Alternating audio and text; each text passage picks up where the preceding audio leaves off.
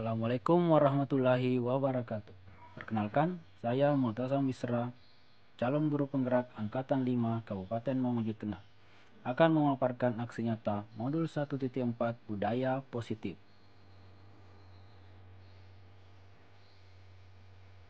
Perkenalkan, beliau berdua adalah pengajar praktik dan fasilitator saya dalam pendidikan guru penggerak.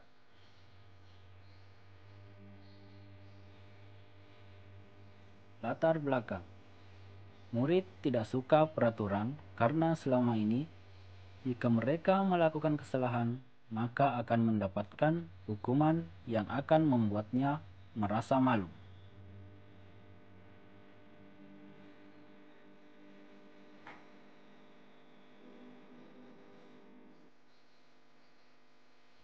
Tujuan aksi nyata: menciptakan murid yang merdeka dengan disiplin diri yang kuat, menumbuhkan budaya positif di sekolah dengan meyakini nilai-nilai kebajikan universal.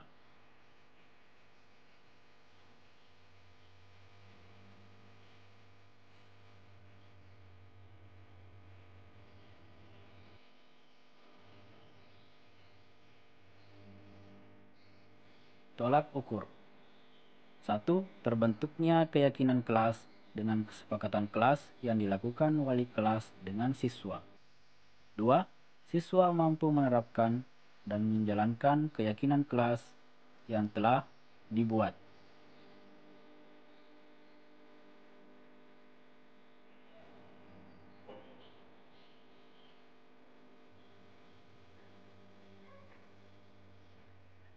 Lini masa kegiatan: yang pertama, menghadap kepala sekolah untuk menjelaskan pentingnya budaya positif.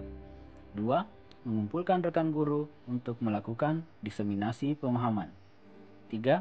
Berkolaborasi dengan wali kelas untuk membuat keyakinan kelas. 4. Memantau, merefleksi, dan mengevaluasi keyakinan kelas yang telah dibuat.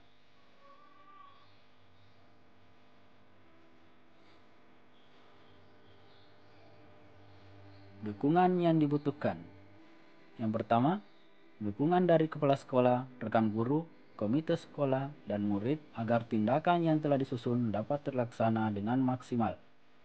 2. Sarana dan prasarana untuk menumbuhkan budaya positif di sekolah.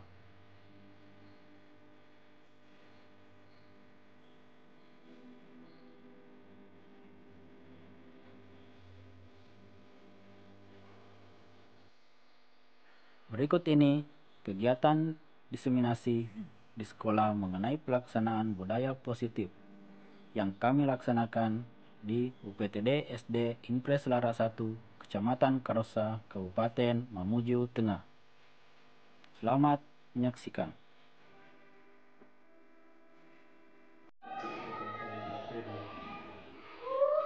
Assalamualaikum warahmatullahi wabarakatuh.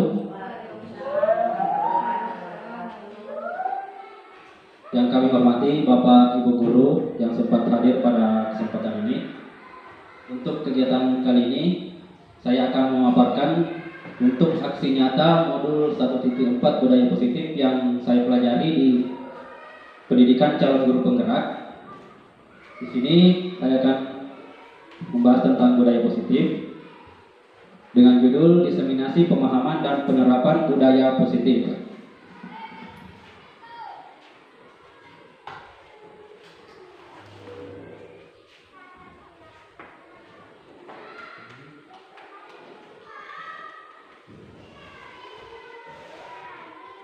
Ya, sebelumnya saya ucapkan selamat datang untuk para guru hebat.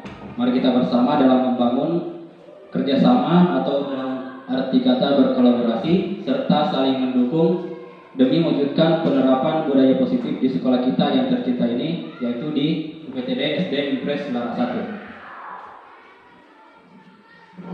Di sini saya akan membahas tentang 6 hal konsep utama modul budaya positif. Yang pertama, perubahan paradigma belajar. Yang kedua, disiplin positif. Ketiga, kebutuhan dasar manusia. Keempat, motivasi perilaku manusia. Kelima, keyakinan kelas. dan yang terakhir nanti akan kita bahas bersama yaitu segitiga restitusi. Di sini saya mau memaparkan tentang budaya positif, bukan berarti saya lebih pintar dari Bapak Ibu atau menggurui Bapak Ibu, karena saya yakin Bapak Ibu semua sudah punya pengalaman lebih daripada saya. Tapi kita di sini untuk belajar secara bersama-sama, dan kemudian nanti apabila ada hal yang kurang dimengerti nanti kita akan diskusikan secara bersama. Ya, kita masuk untuk materi yang pertama yaitu pembelajaran dengan paradigma baru.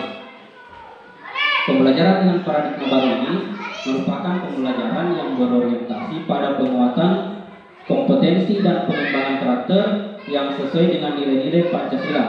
Di mana di samping ini kita paparkan juga nilai-nilai yang terkandung dalam profil pelajar Pancasila.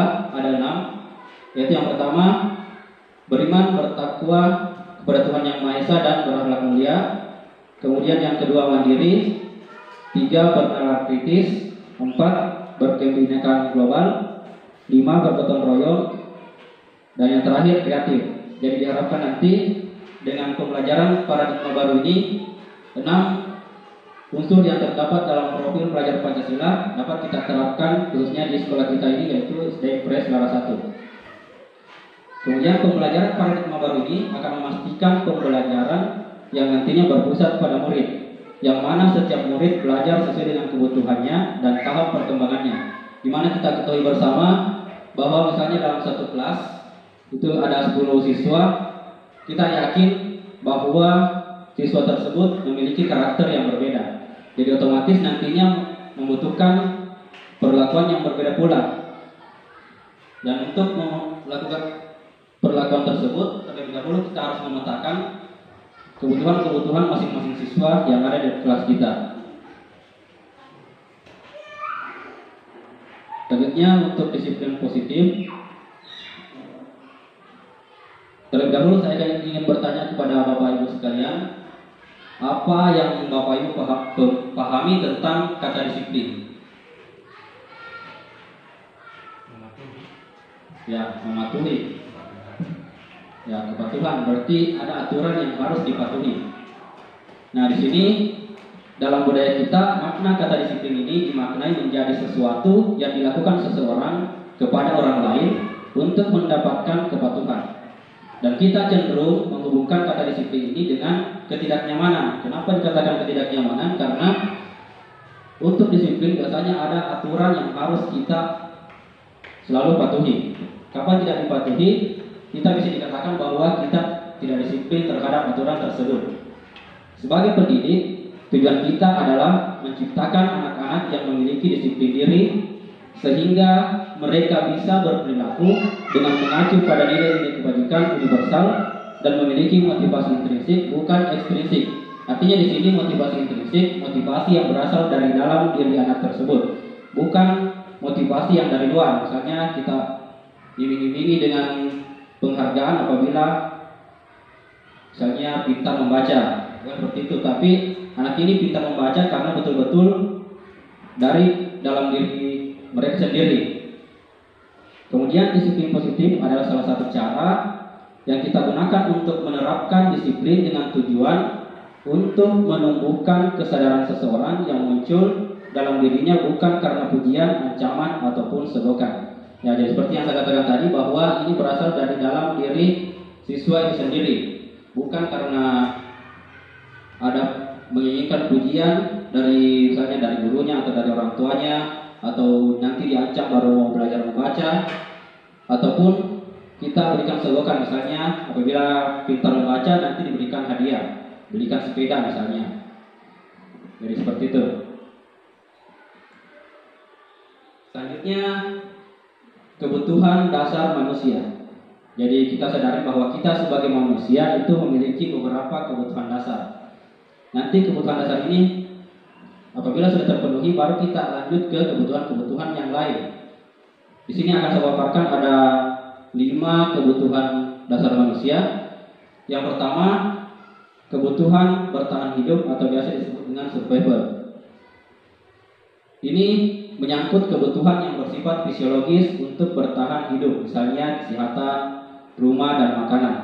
Jadi sama dengan kita, anak-anak kita yang kita hadapi setiap hari di kelas itu juga membutuhkan kebutuhan bertahan hidup.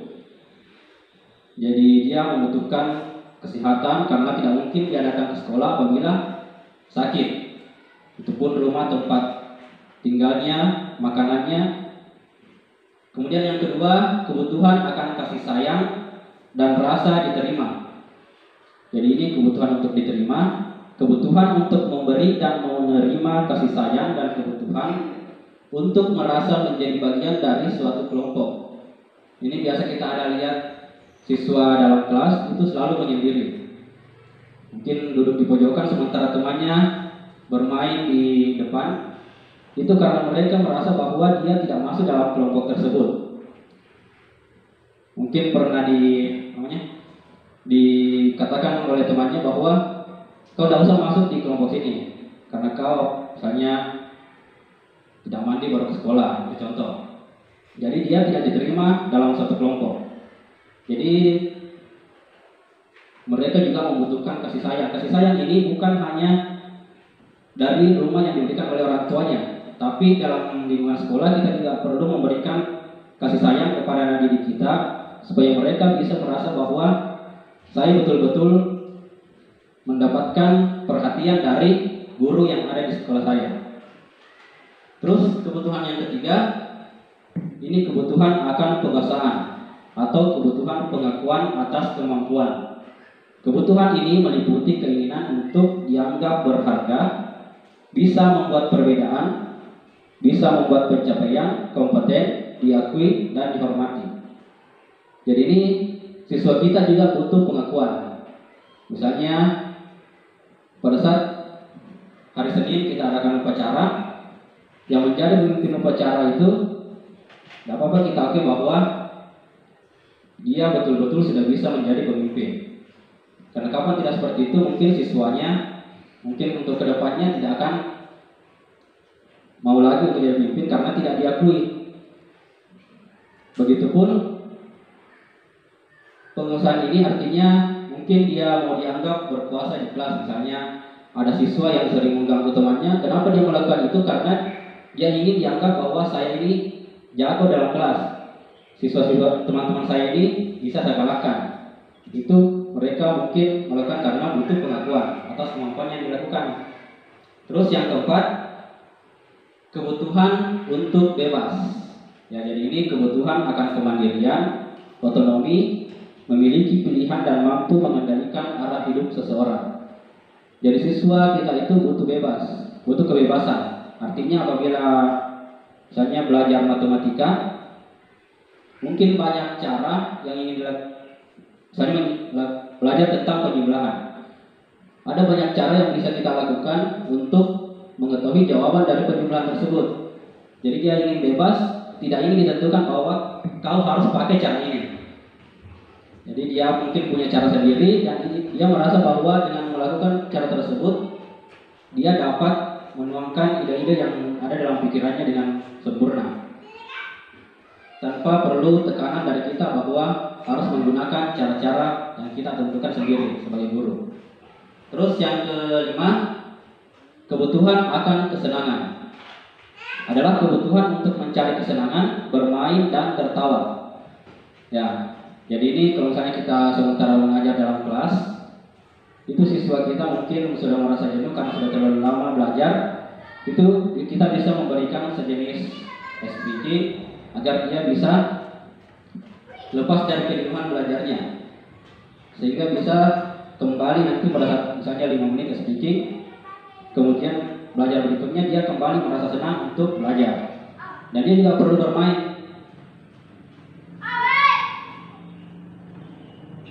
Ya, jadi dia juga perlu bermain.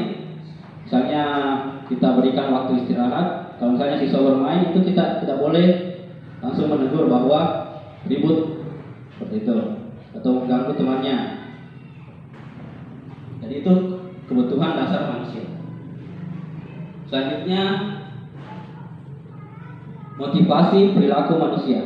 Jadi motivasi ini menurut Kamus Besar Bahasa Indonesia adalah dorongan yang timbul pada diri seseorang secara sadar atau tidak sadar untuk melakukan suatu tindakan dengan tujuan tertentu. Jadi kita mungkin biasa lihat siswa kita seperti yang tadi saya katakan bahwa dia suka mengganggu temannya. Ini karena ada motivasi yang tertanam pada dirinya, ada dorongan. Nah, ini Diana Gosen dalam bukunya Restructuring School Discipline menyatakan ada 3 motivasi perilaku manusia.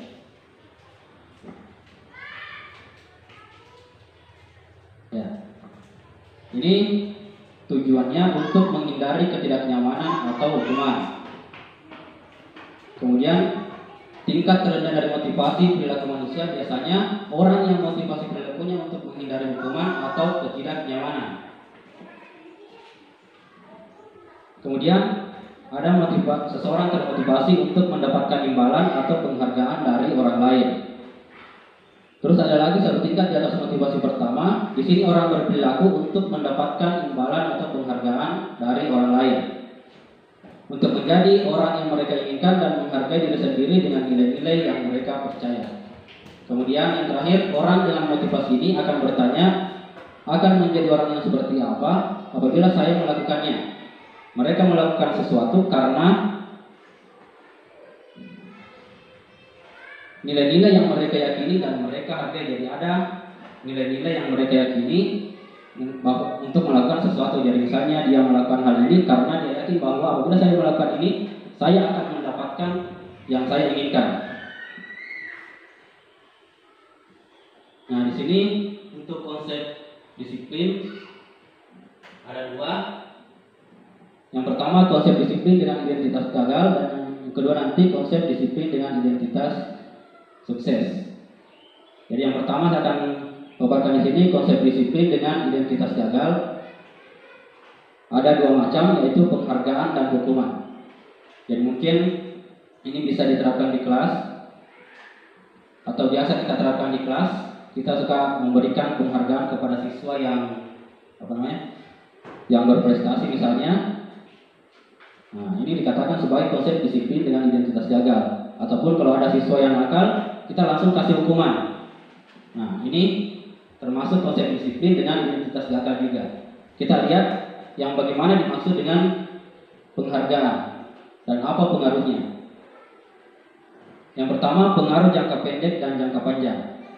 Jadi apabila kita memberikan penghargaan kepada anak-anak kita, itu akan berpengaruh apakah dalam jangka pendek ataupun jangka panjang. Kemudian penghargaan yang kita berikan itu bisa dikatakan tidak efektif. Misalnya, seseorang atau siswa diberikan penghargaan apabila ranking 1. Ini dikatakan tidak efektif karena apabila tidak diberikan penghargaan, dia tidak ingin bekerja keras lagi untuk mempertahankan peringkat kelasnya. Kemudian penghargaan ini juga bisa dikatakan merusak hubungan atau sifat iri. Misalnya tadi ada siswa ranking 1, 2, 3 itu diberikan penghargaan, kemudian siswa yang lainnya yang tidak mendapatkan ranking itu tidak diberikan penghargaan, dia akan merasa iri. Bahwa kenapa saya tidak diberikan penghargaan? Mungkin karena saya memang merasa saya memang bodoh sehingga saya tidak diberikan. Nah, sehingga menimbulkan sifat iri kepada teman-temannya yang diberikan penghargaan itu. Kemudian penghargaan ini akan menurunkan kualitas. Misalnya ada perlombaan, siswa misalnya juara 1 melukis. Setelah mendapatkan hadiah misalnya di tempat lombanya, nanti pulang dalam lingkungan sekolah kita juga berikan penghargaan. Nah, ini akan menurunkan kualitasnya, bahwa walaupun saya tidak ikut lomba, saya tetap diberikan hadiah. Terus yang selanjutnya, penghargaan ini mematikan kreativitas. Sama dengannya dengan ikut lomba tadi.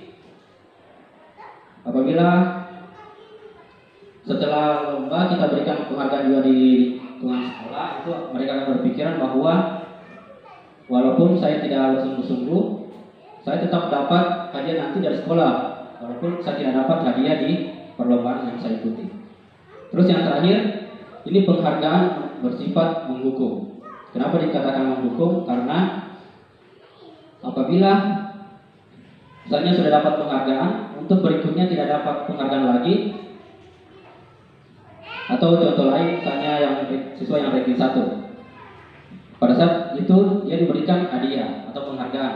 Tapi setelah tidak memperoleh ranking, dia tidak mendapat lagi penghargaan dari gurunya misalnya.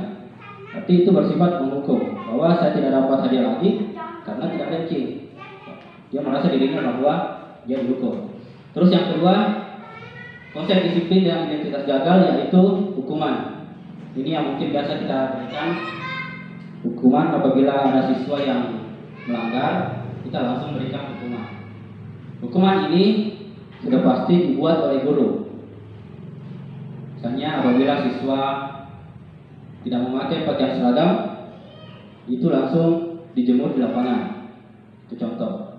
Terus mau dipaksa, jadi hukuman itu sifatnya memaksa. Mungkin tadi siswa yang tidak memakai seragam itu mungkin dia ingin pulang ke rumahnya untuk ganti pakaian, tapi karena kita sudah patok bahwa apabila tidak memakai seragam datang ke sekolah, maka tidak boleh lagi pulang ke rumah, tapi harus mendapatkan hukuman. Terus hukuman ini bersifat menyakitkan. Guru menjalani konsekuensi dengan menyalahkan, mengkritik, menyindir, dan merendahkan. Nah, misalnya ada siswa yang melakukan kesalahan, kita sebagai guru biasanya menyalahkan siswa tersebut. Terus kita kritik, kenapa begini. Terus menyindir. Ya, misalnya siswa yang lain pakai seragam, terus siswa yang ini tidak.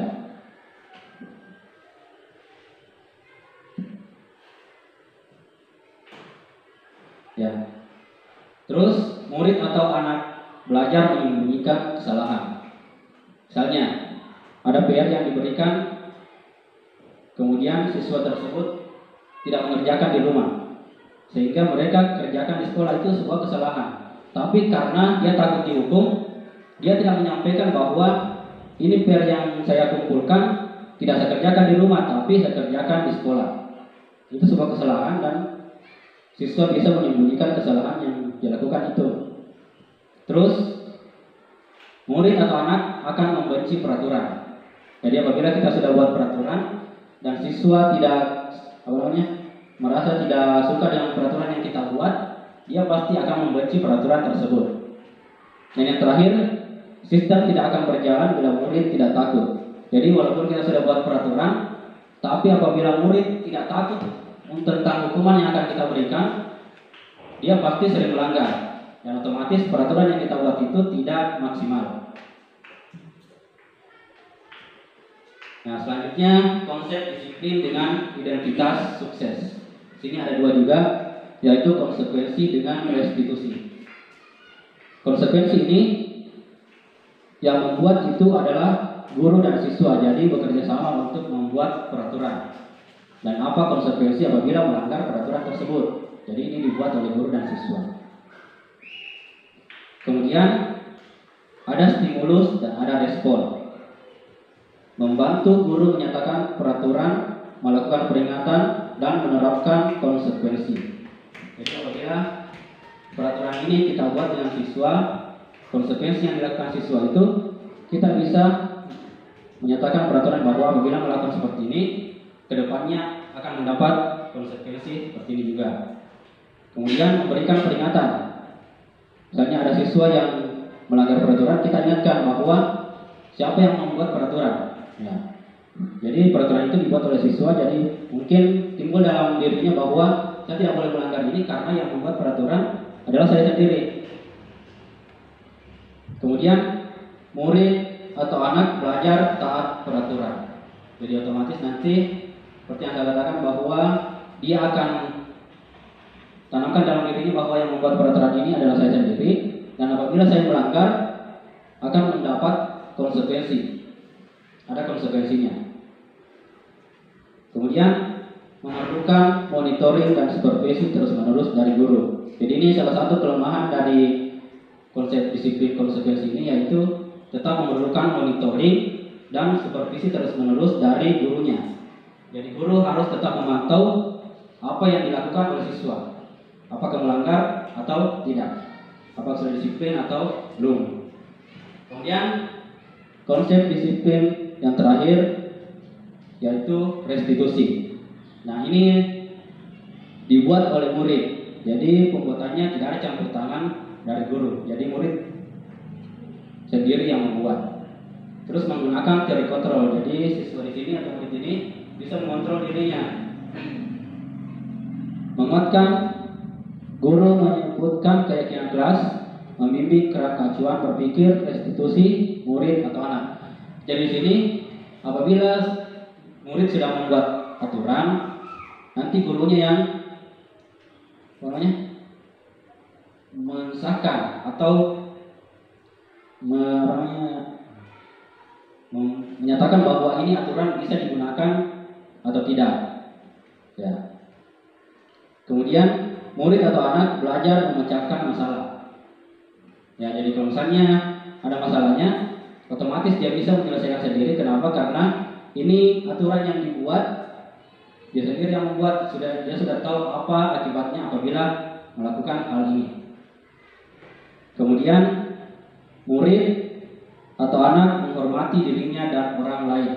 Jadi dia sudah pasti akan menghormati dirinya sendiri. Begitupun orang lain, misalnya gurunya atau orang-orang yang ada di sekitarnya. Kemudian murid belajar bertanggung jawab untuk perilakunya. Ya, di sini murid juga diajarkan untuk bertanggung jawab. Maksudnya bertanggung jawab bahwa apabila dia melakukan ini pasti akan mendapatkan sesuai dengan perlakuannya. Misalnya apabila melakukan hal baik, pasti akan baik juga balasannya. Ataupun sebaliknya. Dari keempat konsep disiplin tadi, yang paling bagus kita terapkan dalam lingkungan sekolah yaitu pendekatan yang terakhir, yaitu disiplin untuk restitusi. Apa itu restitusi?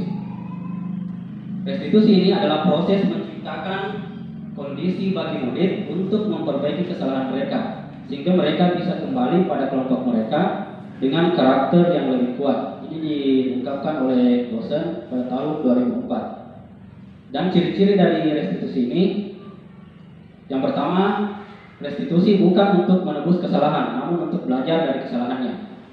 Jadi apabila dia melanggar, bikin kesalahan, akibat dari kesalahannya tersebut itu bukan sebuah tebusan atas apa yang dilakukan, namun dia berusaha untuk memperbaiki ke depannya. Terus restitusi akan memperbaiki hubungan. Ini hubungan antara teman, antar diri sendiri, begitupun antar guru. Kemudian restitusi adalah tawaran, bukan paksaan. Jadi ini ada tawaran, bukan paksaan. Kayak hukuman tadi itu sudah bersifat paksaan, tapi restitusi ini sifatnya tawaran. Jadi bisa ditawarkan apakah ini bisa kita terapkan atau tidak. Kemudian restitusi menuntut untuk melihat ke dalam diri.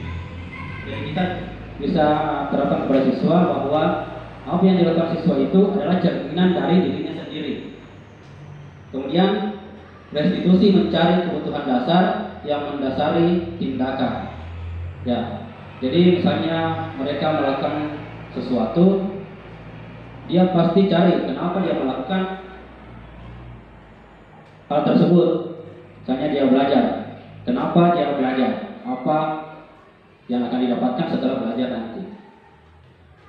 Kemudian restitusi diri ini adalah cara yang paling baik.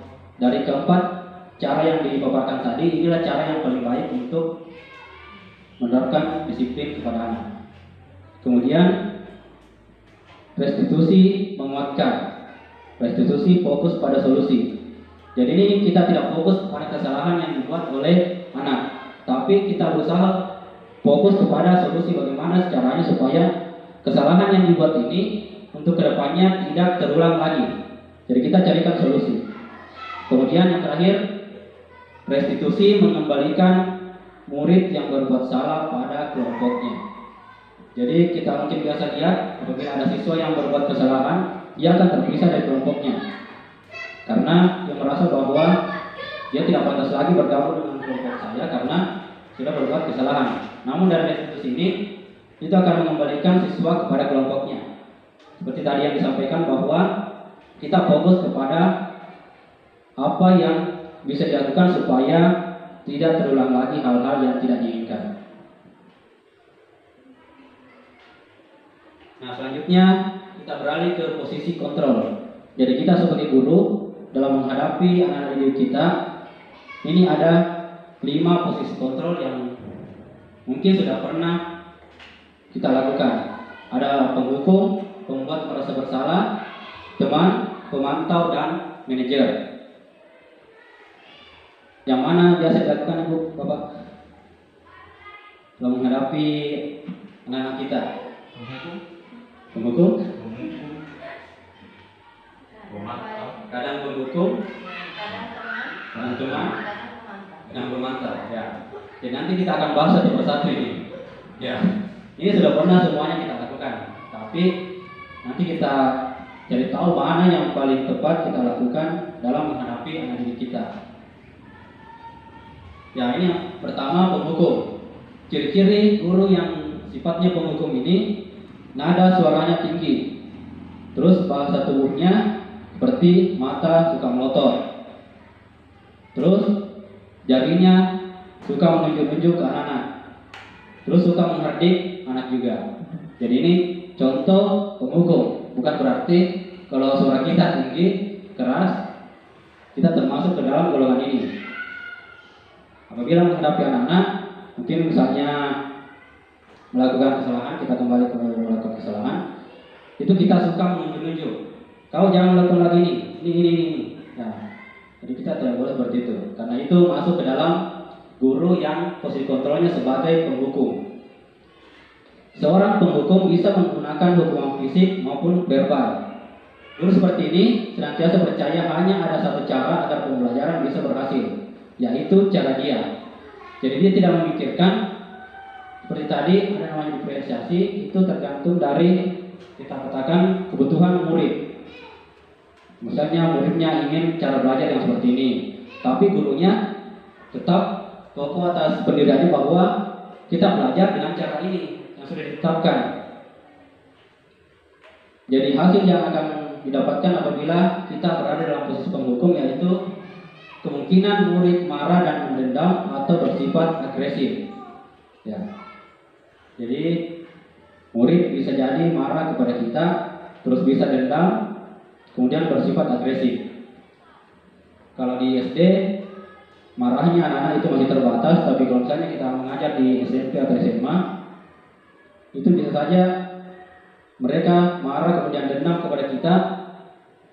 Bisa contohnya dia misalnya kita jalan, dia teriaki kita. Kemudian mungkin kita punya kendaraan, dikempeskan bannya, atau yang paling parah bisa disembunyikan karena dia dendam. Kemudian sifatnya agresif. Ya. Kemudian kita pilih yang kedua, posisi kontrol.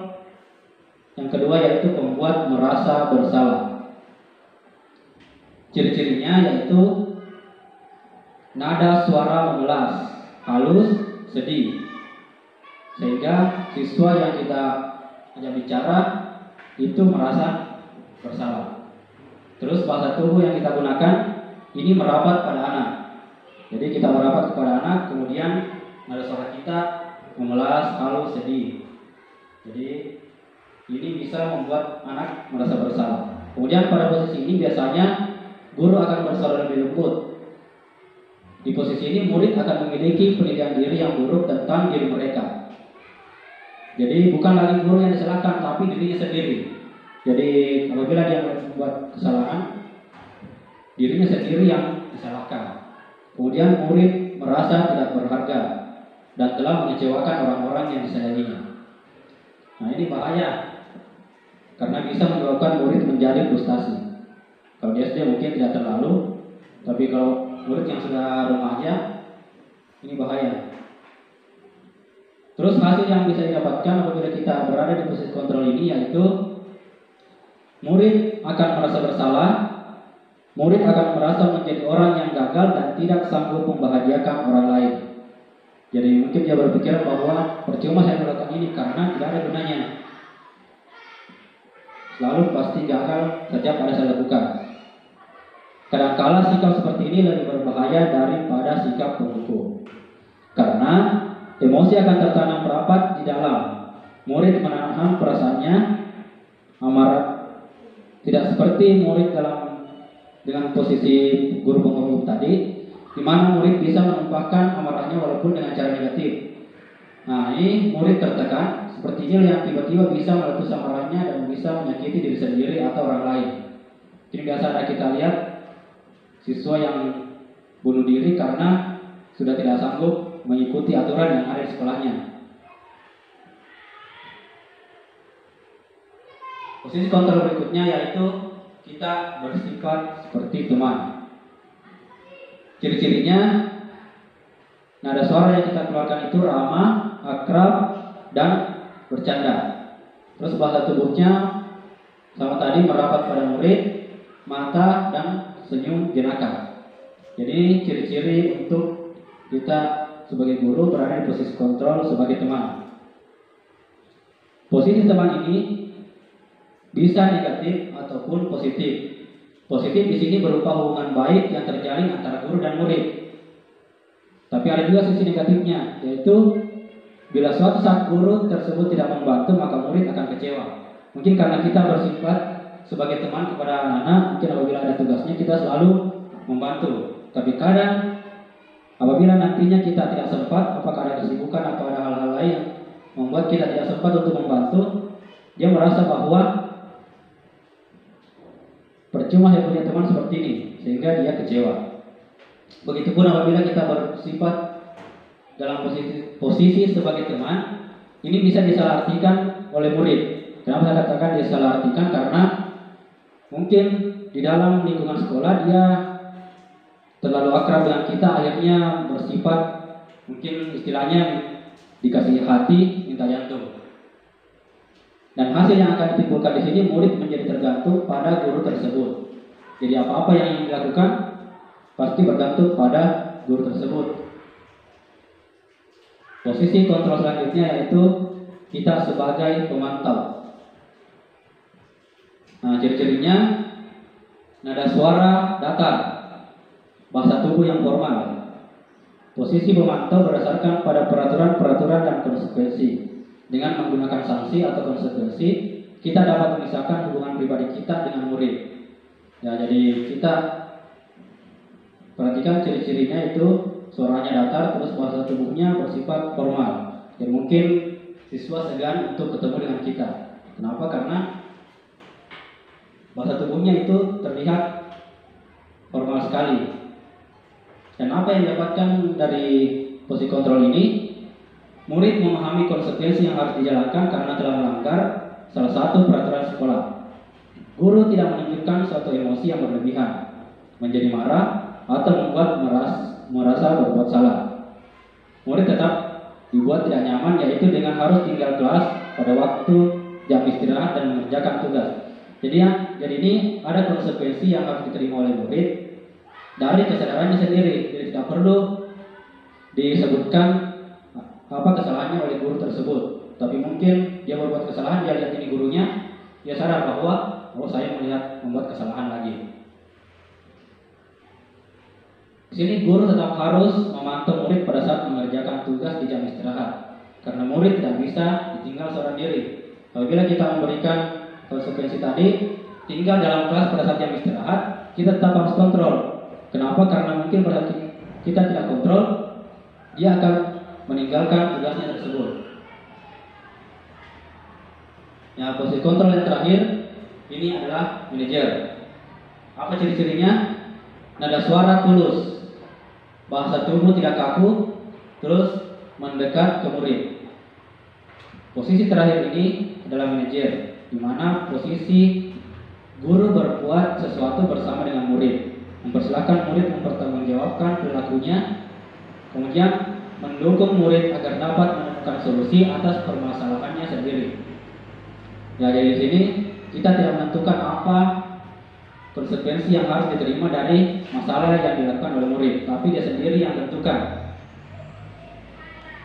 Di posisi sebagai manajer ini, murid diajak untuk menganalisis kebutuhan dirinya maupun kebutuhan orang lain. Di sini penekanan bukan pada kemampuan membuat konsekuensi, namun dapat berkolaborasi dengan murid bagaimana memperbaiki kesalahan yang ada sesuai dengan keyakinan kelas yang telah disepakati.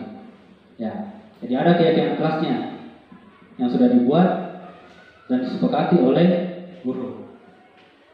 Jadi kita lihat tadi ada 5 posisi kontrol. Yang paling bagus kita terapkan kepada murid adalah posisi yang terakhir, yaitu posisi manajer. Jadi kita tidak menghukum apabila ada murid bersalah, tapi kita bantu mereka supaya bagaimana caranya tidak melakukan kesalahan yang sama. Nah, ini contoh keyakinan kelas. Mengapa mesti keyakinan kelas? Kenapa bukan peraturan kelas saja? Karena kita biasa kenal ada namanya tata tertib kelas. Berarti itu adalah peraturan kelas. Nah, kenapa harus keyakinan, bukan peraturan kelas saja? Nah, di sini ada 2 pertanyaan tematik yang bisa menjawab pertanyaan tersebut. Mengapa kita memiliki peraturan tentang penggunaan helm pada saat kita mengendarai kendaraan roda 2 atau motor? Nah, jadi apabila kita yakin bahwa apabila saya menggunakan helm, saya akan selamat dalam perjalanan. Bukan hanya karena ada aturan yang mewajibkan bahwa pengguna kendaraan roda 2 ini harus menggunakan helm, tapi karena ada keyakinan dari diri kita sebagai pengendara bahwa apabila saya menggunakan helm, saya akan merasa aman. Karena apabila kita hanya patuh terhadap aturan tapi tidak ada keyakinan, maka apabila tidak ada misalnya sweeping, maka kita bisa berkendara tanpa menggunakan helm walaupun kita pergi jauh misalnya. Terus pertanyaan pemantik kedua, mengapa kita harus mematuhi penggunaan masker dan mencuci tangan di masa pandemi? Nah, kemarin ini aturan yang harus kita terapkan, harus menggunakan masker, terus mencuci tangan. Jadi kita melakukan itu jangan hanya karena ada aturan yang ditetapkan oleh pemerintah, tapi karena keyakinan kita. Misalnya kita yakin bahwa dengan menggunakan masker dan mencuci tangan, saya akan terhindar dari penyakit ini. Sini ada contoh keyakinan kelas yang bisa diterapkan, yaitu saling menghargai. Jadi saling menghargai ini baik antar siswa, begitupun dengan gurunya. Jadi dia bisa menghargai temannya, kemudian dia juga bisa hormat kepada gurunya. Yang kedua, bekerja sama menjaga kebersihan. Ya, walaupun kita sudah buatkan jadwal membersihkan, tapi apabila tidak ada keyakinan, maka dia tidak akan melakukan. Itu hanya pajangan semata. Jadi kita harus meyakinkan siswa tentang aturan-aturan yang sudah ada. Kemudian menyelesaikan tugas tepat waktu. Tepat waktu dan aktif dalam kelas, kemudian berpakaian rapi. Jadi ini contoh-contoh keyakinan kelas. Mungkin ada yang berpikiran bahwa ini adalah contoh yang terdapat dalam tata tertib kelas. Ya, apabila tata tertib kelas itu sudah pasti biasanya hanya dibuat oleh guru. Tapi kalau keyakinan kelas itu kita libatkan siswa untuk membuat. Dia yang mengusulkan, nanti kita sepakati tentang usulan yang mereka usulkan. Yang selanjutnya ini segitiga restitusi. Ini salah satu penyelesaian masalah yang dihadapi oleh siswa kita.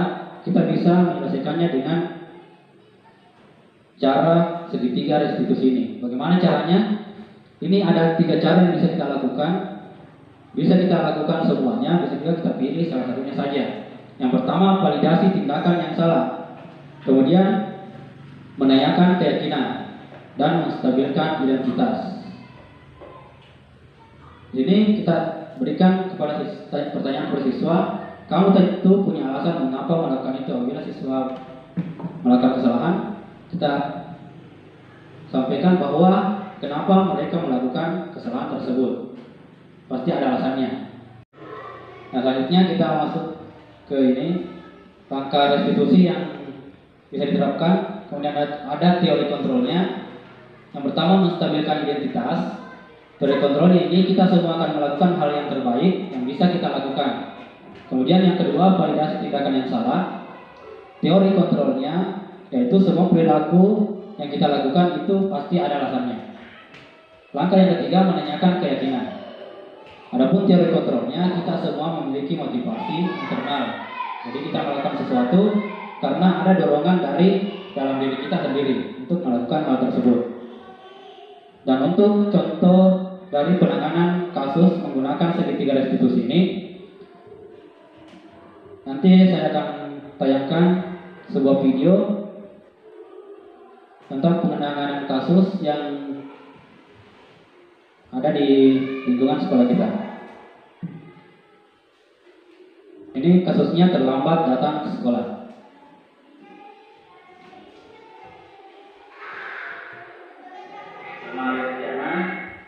Tadi terlambat datang ke sekolah. Ya, terlambat datang ke sekolah itu adalah kesalahan yang ringan. Jadi kalau salah itu tidak apa-apa karena kita sebagai manusia ada yang berkenan. Di sini Pak Guru pernah melakukan kesalahan yang seperti yang dilakukan tadi. Pak Guru mengatakan untuk mencari kesalahan yang tapi Bapak ingin mencari apa yang mencari kesalahan ini supaya kedepannya diulang lagi. Ini apa perbuatannya terlambat datang sekolah? Malu kan? Jadi cuma pernah satu malu atas kesalahan yang diperbuat. Sekarang kita bisa menjadi teman yang baik dari diri kita sendiri dengan cara memperbaiki kesalahannya. Ulangi lagi. Sebenarnya ini bisa melakukan kesalahan yang lebih fatal, lebih parah daripada ini kalau melakukan sekolah.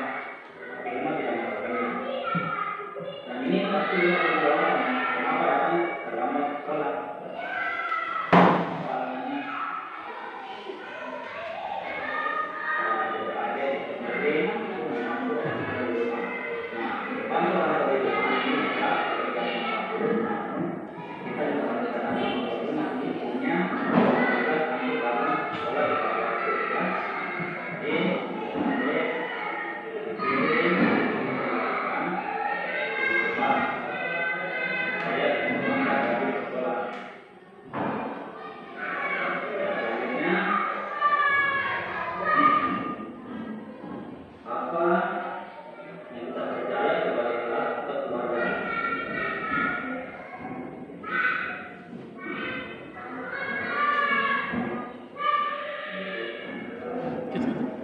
Gitu.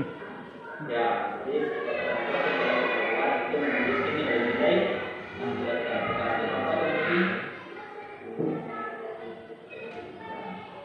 selanjutnya kalau kita tentang kelas yang mulia dan bagus itu bagaimana?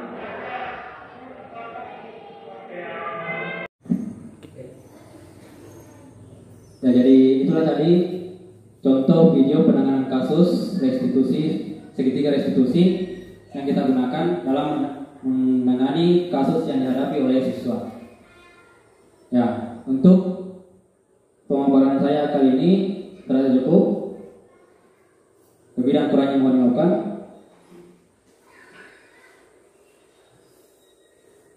Apabila ada pertanyaan, saya persilakan terlebih dahulu kepada Bapak Ibu tentang materi yang saya paparkan tadi. Apakah ada pertanyaan? Kayaknya kurikulum ini Merdeka ini kembali ke TBS ya. Karena saya bertumpu pada siswa perhatikan. Ya, terima kasih Pak. Kalau CBS itu maksudnya cara belajar siswa aktif, artinya siswanya aktif. Kalau kurikulum Merdeka, siswa juga aktif, berarti hampir sama. Tapi gurunya juga aktif, artinya siswa di sini kita bagi berdasarkan kebutuhan belajarnya. Misalnya siswa yang agak kurang bisa kita lipat di sini, yang sedang, kemudian yang kemampuan belajarnya sudah bagus. Begitupun dalam proses pembelajaran, misalnya bahasa Indonesia, ada siswa yang suka membaca, kemudian ada siswa yang suka apa namanya? Mengarang, ada yang suka puisi. Jadi kita petakan sesuai dengan kebutuhan masing-masing siswa. Jadi kita sebagai guru intinya di sini harus serba bisa. Kita harus tangani semua siswa yang ada dalam kelas kita. Begitupun contoh yang pernah diberikan kemarin itu dalam pembelajaran seni rupa, karena bukan lagi SBDP ya, tapi seni rupa. Ya, ini seni, pendidikan seni terbagi lagi, ada seni rupa, ada seni musik, ada seni tari, seni seni vokal. Jadi apabila semua siswa, misalnya ada 5 orang, beda-beda kebutuhannya, semua guru yang menangani kelas tersebut harus bisa memfasilitasi semua kebutuhan yang ada dalam kelas yang kita hadapi. Jadi mungkin seperti itu, Pak. Jadi hampir sama CBSA dengan kurikulum Merdeka. Kalau contoh hukuman yang mendidik apa saja? Ya, kalau hukuman di sini kita usahakan supaya tidak menghukum siswa, tapi apabila ada kesalahan yang diperbuat seperti tadi, terlambat datang ke sekolah, kita tidak langsung memberikan hukuman, tapi kita panggil, kemudian kita bisa menggunakan segitiga restitusi tadi. Besok tidak terlambat lagi. Apa yang harus dilakukan? Jadi bukan kita tentukan. Kita tanya tadi apa alasannya, misalnya membantu orang tua cuci piring, kita tidak boleh mengatakan bahwa besok nggak usah bantu orang tuanya cuci piring supaya bisa datang cepat ke sekolah. Tapi kita tanyakan apa yang bisa dilakukan supaya lebih baik lagi. Ya. Dari sini kita ajar siswa untuk bertanggung jawab atas perilakunya sendiri. Mungkin masih ada? Kalau hukuman membiasakan lakukan pada siswa yang melanggar keteraturan, hukuman bagi laki-laki push up dan perempuan squat jump. Itu salah enggak? Karena saya itu mendidik, kalau push up kan dia akan sehat, squat jump dia akan sehat, diukur tapi dia sehat akhirnya. Ya, ini kita tadi bahas juga masalah posisi kontrol kita sebagai guru. Ya, ada penghukum, pembuat merasa bersalah, kemudian teman, pemantau, dan manajer. Kalau misalnya kita berikan hukuman, misalnya push up bagi laki-laki, kemudian untuk perempuannya ya stop jam, berarti kita memberikan hukuman fisik. Dan ini harus kita hindari. Ya, karena ini kalau misalnya kita terapkan seperti itu, berarti kita masuk dalam posisi kontrol yang pertama, yaitu kita sebagai penghukum. Contoh tadi seorang penghukum bisa menggunakan hukuman fisik. Itu malah tubuh saya mau mendidik gitu. Kalau dia tidak setelah berusaha dia sehat, tubuhnya akan lekat, akan tumbuh semua fisik. Ya betul Pak. Memang dalam pemikiran kita mungkin kita anggap bahwa apabila kita terapkan seperti ini, untuk kedepannya siswa tidak bakalan melakukan kesalahan lagi. Tapi siswa tersebut muncul dalam dirinya bahwa apabila saya begini depan teman akan merasa malu, sehingga kedepannya bisa menimbulkan dendam kepada kita. Bertanya saya katakan kalau mungkin dalam sekolah SD belum terlalu, tapi kalau sudah tingkat SMP, SMA, ya dendamnya itu bisa jadi dendam kembar. Ya. Dan kalau kita terapkan kayak tadi push up, itu memang sebenarnya bisa dikatakan bisa mendisiplinkan, tapi itu bisa mengakibatkan emosional anak bisa terganggu. Karena dengan pusat bisa sehat. Ya. Masukan saya gitu ya. Ya betul Pak, memang bisa buat sehat kalau misalnya anak kita. Ya. Seperti tadi, apabila kita mau ke anak tidak boleh langsung juga di depan teman-temannya, tapi usahakan kita panggil, kemudian kita berikan nasihat. Kayak tadi kita sedikit restitusi, kita ambil tempat khusus. Jadi jangan kita menghukum siswa kita di depan teman-temannya, karena pasti akan timbul rasa malu. Ya. Mungkin masih ada? Ibu, sudah tidak ada? Ya kalau sudah tidak ada, mari saya ucapkan terima kasih atas kerjasamanya Bapak Ibu sekalian. Mudah-mudahan kedepannya untuk sekolah kita ini bisa lebih baik lagi, bisa menimbulkan budaya positif, bisa kita tumbuhkan secara bersama-sama, baik terhadap anak didik kita, begitu pun kepada diri kita masing-masing. Jadi untuk pemaparan tentang budaya positif ini, saya akhiri. Selamat. Yang ucapkan Assalamualaikum warahmatullahi wabarakatuh. Dan untuk selanjutnya, saya minta sepatah kata atau pesan-pesan dari salah satu rekan calon guru penggerak. Dalam hal ini akan diwakili oleh Bapak Muhammad Akbar SPD. Dengan ini kami persilakan. Baik, Assalamualaikum warahmatullahi wabarakatuh. Pertama, saya ucapkan terima kasih atas kesempatan yang diberikan untuk memaparkan sepatah dua patah kata mengenai mungkin lebih ke pengalaman yang saya rasakan mengikuti program guru penggerak. Di sini intinya saya lebih lagi mendapat tambahan pengetahuan dari apa yang disampaikan tadi oleh Bapak Muntazam. Ya kebetulan Bapak ini juga senior saya di guru penggerak. Jadi ada 3 orang ya, 2 orang kalau tidak salah, 3 orang yang tempat saya juga belajar sama beliau. Sebenarnya saya juga masih butuh bimbingan terkait budaya positif ini, karena apa yang disampaikan tadi hampir apa yang dijelaskan itu lebih ke apa ya, disiplin yang saya terapkan itu lebih ke identitas gagal.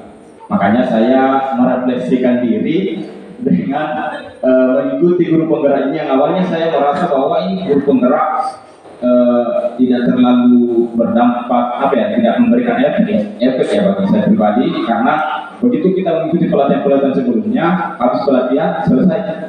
Tapi kalau di sini betul-betul kita diarahkan bagaimana untuk menerapkan proses pembelajaran sesuai yang diharapkan oleh Bapak Ki Hajar Dewantara. Jujur saya waktu pertama saya ikut guru penggerak, baru saya tahu bahwa Bapak Ki Hajar Dewantara itu tujuan pendidikannya itu seperti ini.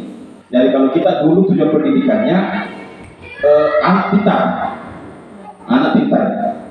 bahkan harus nilainya ini anak KKM yang ditempatkan patokan. Makanya setelah saya mengikuti guru penggerak, ternyata betul-betul berbeda dengan apa yang saya terapkan sebelumnya. Jadi apa yang disampaikan oleh tadi beliau lebih memperkuat lagi. Makanya saya sangat senang ketika saya diundang sama Bapak Muntazam untuk hadir di sekolahnya mengikuti destinasi ini, karena lebih menambah pengetahuan saya tentang apa itu bagaimana cara penerapan disiplin positif di sekolah. Karena kita selama ini kan tidak terlalu memperhatikan kebutuhan anak pada saat belajar. Makanya wajar kalau anak ketika belajar itu banyak yang tidak konsentrasi dan belajar. Kemudian apalagi tentang tadi pertanyaan yang disampaikan, ini juga tambahan pengetahuan yang saya dapatkan di diseminasi ini tentang hukuman bersifat fisik. Walaupun menurut kita itu menyehatkan anak. Ya, cuma kan kita di sini kita ada yang kita buat dengan siswa, bukan kita. Artinya ada yang dibuat oleh siswa untuk menangani masalahnya sendiri. Jadi ada keyakinan jelas yang dibuat oleh siswa untuk menangani masalahnya sendiri, supaya apa? Supaya masalah yang dia buat itu dia bisa selesaikan dengan sendirinya. Jadi dia ada motivasi intrinsik, karena kalau kita memberikan hukuman berupa push up tadi, berarti itu ketika dia melakukan disiplin positif karena takut push up itu termasuk identitas disiplin yang gagal. Karena ada faktor di luar atau ekstrinsik yang menyebabkan dia melakukan perbuatan yang baik. Padahal kita di sini maunya bagaimana itu anak bisa motivasinya yang muncul sendiri dalam melakukan disiplin, supaya apa? Supaya disiplin nantinya ini akan berkelanjutan Bapak Ibu. Jadi tidak hanya di SD, nanti di SMP juga berkelanjutan sampai dari dewasa. Mungkin itulah yang bisa saya sampaikan. Sekali lagi saya ucapkan terima kasih kepada Bapak Muntazam yang sudah mengundang saya hadir di sini. Kurang lebihnya mohon dimaafkan. Assalamualaikum warahmatullahi wabarakatuh. Baik, terima kasih atas pesan dari Bapak Muhammad Akbar yang mewakili calon guru penggerak. Dan untuk kegiatan kita pada siang hari ini terasa cukup. Lebih dan kurangnya mohon dimaafkan. Akhir dengan ucapan Assalamualaikum warahmatullahi wabarakatuh. Kalau teman disuruh